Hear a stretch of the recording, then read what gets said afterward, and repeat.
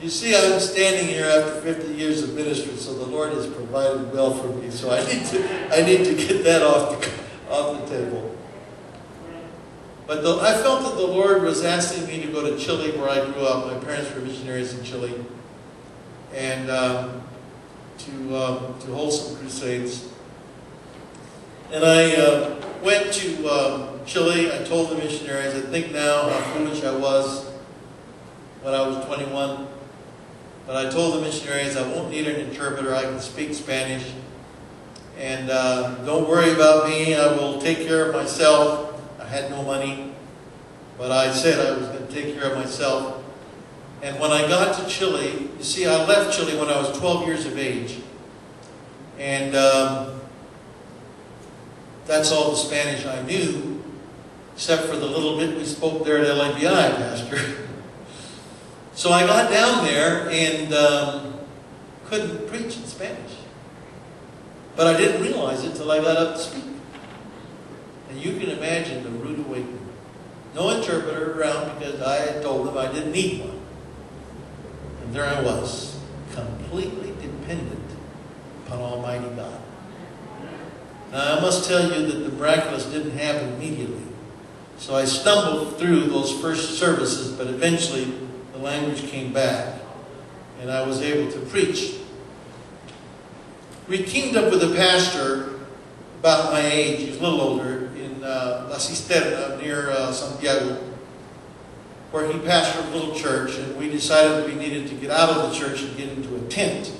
We had no money to buy a tent, no money to rent a tent. Nobody wanted to loan us a tent.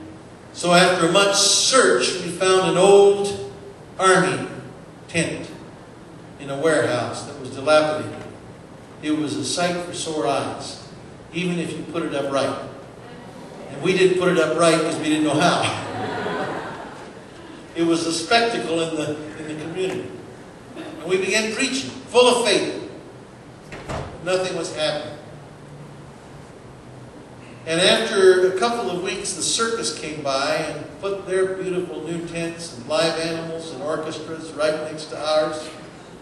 And some of the people that had been faithfully attending our tent meeting said, you know, Pastor, we better take our tent down now. We can't compete with this. And frankly, brothers and sisters, I don't know whether it was stubbornness or faith. But I said, of course we're not going to take our tent down. Amen. We can't do that. So we continued preaching without too much success. There was a family in the church that had two children that had hemophilia. Hemophilia is a blood disease that is inherited by the male children in families. Both of these kids had hemophilia. The older boy was about 12, and he had other complications besides his blood problem. And he was in a wheelchair. I had never seen him walk on his own.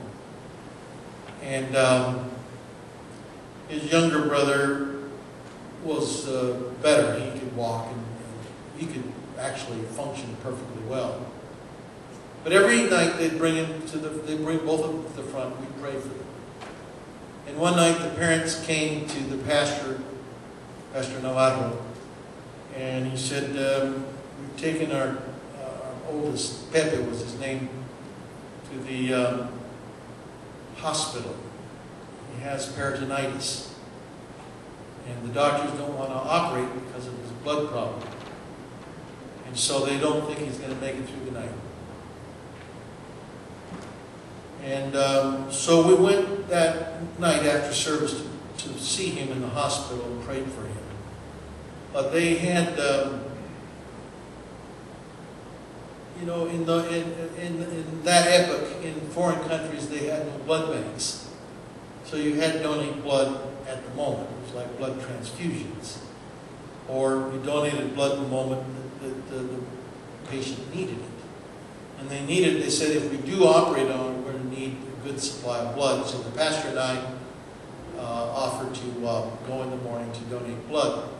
Some of you are probably familiar with this blood donation in other countries. Not so much anymore, but back in those years, it was I remember often pastoring in El Salvador. If somebody was going to have surgery, we asked for volunteers, for those people who would be willing to donate blood. And if there weren't enough volunteers, you know who went? The pastor. And so often I would go, and one particular time I remember that they had this big jar. As far as I can tell, there were no markings on it. And they were filling it with my blood. Now, I knew it was my blood because I was hooked up to it. And I wondered how much blood I had, if I had enough to fill this jar. And, well, evidently I did because the jar was full. But they unplugged it and plugged it into another empty jar. And I said, wait a minute. I don't know how much blood I have, but I think I've given enough for today. I don't know whether they would have taken it all out. I'm not sure. But at any rate, that's the way it went. And so that morning, the pastor and I went to see Pepe in his hospital bed and then to stay and donate blood. When we got there, Pepe was not in his bed. So immediately we thought the worst. We thought, well, he died during the night because that's what they told us. So we asked the nurses around there, and they said, no, I think we sent him home today. And we went to the main office to make sure. They said, no, we sent him home this morning. And so we took a taxi across town and went to the humble residence of the Rojas family. And the minute I stepped into the room there, I saw Pepe standing. And I said, Pepe, what on earth happened to you? He said, oh, Pastor, he said, after you left last night, Jesus came to see me.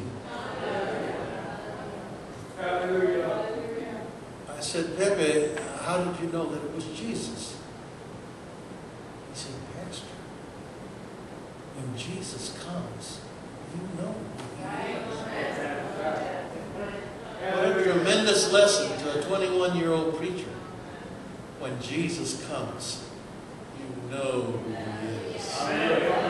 Oh, brothers and sisters. Amen. Let's have Jesus come. Let's have Jesus come into our midst. Let's have him come into our lives. Let's have him come into our services. Because when Jesus comes, you know who he is. I must finish that story. About a week later, we had to lift up the flaps of the tent because people couldn't get in. The circus moved away because they couldn't compete with Jesus. We had weeks and weeks of revival. People from all walks of life that were healed and saved because Jesus came.